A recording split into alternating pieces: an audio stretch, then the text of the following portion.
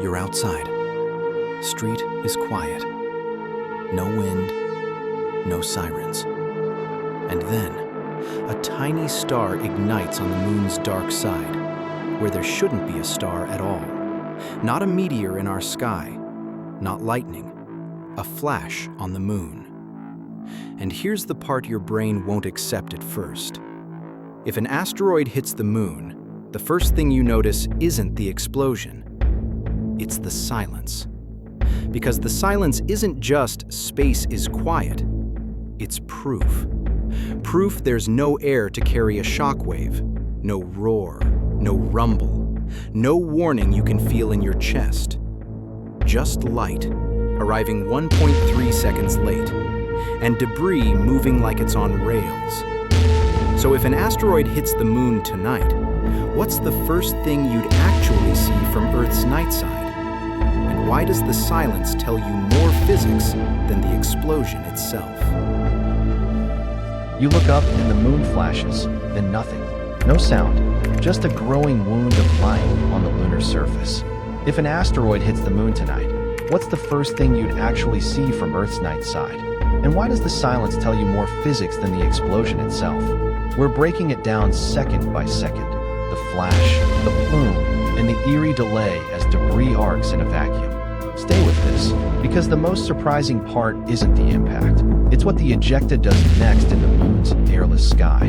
Why would a blast bright enough to stamp the moon with a new scar leave your backyard silent? That gap isn't emptiness, it's a clock. The silence marks the moon's vacuum at work, and it tells you when the light left, how fast the debris moves, and what physics you're actually watching. The moment kicks off with a pinprick flare on the lunar night side, almost like a star switched on against gray rock. It sharpens fast, then softens into a faint, growing halo. Your eyes catch a bright point that swells for a heartbeat and then spreads, the light dimming as heat bleeds away. No rumble follows, no rolling thunder, just the quiet of your street while the moon stages a violent act you can't hear across space. On Earth, impacts come with noise, rippling air, and a fireball that drags its tail through our atmosphere. The moon strips those habits away. No air, no shockwave, no roaring wind. Debris doesn't hiss. It doesn't slow. Every grain flies cleanly, guided only by gravity. The contrast is jarring, and that mismatch is the clue to what's really happening in those first 2 minutes. Start with the light time. The flash you see is already about 1.3 seconds old, the time it took photons to sprint from the moon to your eyes. That's all you get. There is no delay for sound from the impact site, because none can cross the vacuum. The separation between light and any audible effect here on Earth is effectively infinite. If something rattles a window, it's local. A truck, a door, not the moon. The sky stays quiet, because space stays empty. Now the physics of that blink. A rock strikes at hypervelocity, 10, 15, maybe 25 kilometers per second. At those speeds, the energy doesn't stop at cracking stone. It instantly vaporizes and melts target material, blasting a hot, expanding plume. A flash of plasma lasts microseconds. Then molten droplets and vapor radiate invisible light for milliseconds to seconds, fading as they cool. The lunar regolith is primed for this show. Its grains are fine, porous, and full of glass, so they heat quickly and shine briefly before turning dark again. Watch the geometry change. The bright point doesn't grow symmetrically. It blooms into a fan, offset in the direction the asteroid was traveling. If the impact is shallow, the fan is stretched and lopsided. Harsh sunlight on the lunar surface bites into that glow, carving sharp, high-contrast shadows along crater rims and boulder edges. The lighting makes edges look cut with a knife, even as the plume softens into a faint veil. Speed sets the choreography. The fastest debris outruns the moon for good, clearing the escape speed of about 2.38 kilometers per second. Those particles are gone within seconds. Slower fragments, still blisteringly fast by human standards, leave the blast at hundreds to thousands of meters per second. With no air drag to fight, they trace pure ballistic arcs, lofting high and coasting in clean parabolas. Some land a few tens of kilometers away, others ride for hundreds. The timing is quiet but precise. A hop takes tens of seconds to minutes. And in that window, the bright halo contracts as the glowing bits dim and the plume thins into invisibility. So the silence isn't a letdown. It's your confirmation that light outran everything and nothing is slowing the debris. You're seeing vacuum physics in real time, pure energy release, clean trajectories, and heat bleeding into space without a whisper. The whole event fits neatly between a heartbeat and 2 minutes, a bright birth and a fading afterglow, while the moon reshapes itself by a few meters and throws new material into flight. We've watched the bloom begin and the brightest fragments make their choices. Next comes the long game, arcs that cross the horizon, grains that don't quite escape, and a thin veil that may linger around the moon like a short-lived ring. Could one violent hit briefly give the moon a halo and send fragments our way? The next few minutes answer that with motion, not noise. The bright bloom has faded, but its pieces are still in flight. Some grains have cleared the moon's grip and are gone into solar orbit. Others are on clean returns, lofted high and already arcing back toward the surface. The in-between crowd is where it gets interesting. Fragments launched just shy of escape speed that don't land right away.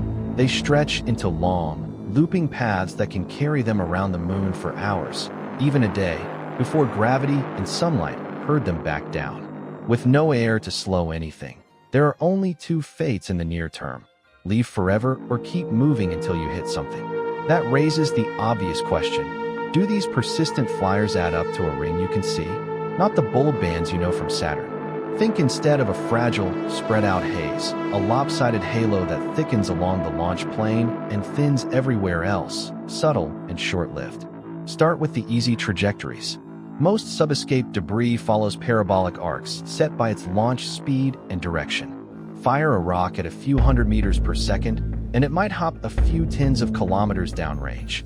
Push it to a kilometer per second, and it can clear a horizon and land hundreds of kilometers away after a long, slow fall. The timing is tidy. A high arc can hang for tens of minutes. A shallow shot might be back on the ground in under 5. Each path is a clean curve because nothing drags on it. Gravity sets the tempo, and the launch cone sets where the plume aims the surface. Now for the near escapers. Fragments thrown to a hair under 2.38 kilometers per second can end up in temporary bound orbits. They don't trace perfect circles. The moon's lumpy gravity field, those buried mass concentrations from ancient lava seas, tugs their paths out of shape. Instead of a crisp ring, you get a diffuse torus that clings to the plane of ejection, wobbling and drifting with each pass. It's a cloud more than a band, patchy, tilted, and slowly leaking down as orbits cross the surface. How long does it last? Grain size makes the clock. Micrometer dust feels sunlight as a push, so solar radiation pressure nudges those tiny particles off track and into decay. Millimeter grains ride longer, but still feel that gentle shove each orbit. Hours to days is the window before re-impact, with Mascons warping ground tracks and lowering pericenters until they clip a hill or a mare plane. The moon quietly sweeps its own sky. A few fragments don't stay moonbound or even sunbound in the same way. High-speed ejecta, leaving the far side or the near side at the right angles, can slide into paths that cross Earth. Most miss by wide margins, but a small fraction finds routes that bring them into our planet's neighborhood after repeated loops around the sun. Those become real lunar meteorites. Some could arrive quickly, days to months if geometry cooperates, but many take centuries or longer as gravitational nudges from Earth, the Sun, and even Venus reshape their orbits bit by bit. Could you see the halo from your backyard? Probably not. It's too faint and dispersed to stand out against the moon's glare. But telescopes have a shot. A sudden uptick in forward scattering dust would slightly brighten the space just off the lunar limb. Instruments designed to sniff out dust could catch it more directly. A spacecraft skimming the exosphere would measure a spike in grains hours after the hit, and orbital cameras could watch fresh rays and secondary craters appear along the landing lanes. The surprise isn't the crater at the impact point. It's the skyborne aftermath, a temporary dust halo breathing around the moon in far from the scene, a slow trickle of genuine lunar rocks headed toward our atmosphere. And those rocks carry timing stamps in their orbits, telling us how energy, gravity, and sunlight share the work on an airless world, where the quiet sky speaks the loudest through motion alone. On an airless world, light and motion write the script. You read events in the flash that leaves the surface, the plume that thins into space, and the long, silent fall that closes the loop. No sound crosses the gap, only timing, brightness, and trajectories. Want to catch it for yourself? Watch the moon during major meteor showers. Note the dark limb, use a steady tripod, and record. Impact flashes are brief but real. Follow updates from LRO and upcoming lunar missions. Impact monitoring and dust sensors flag these aftershocks. Next, we go deeper.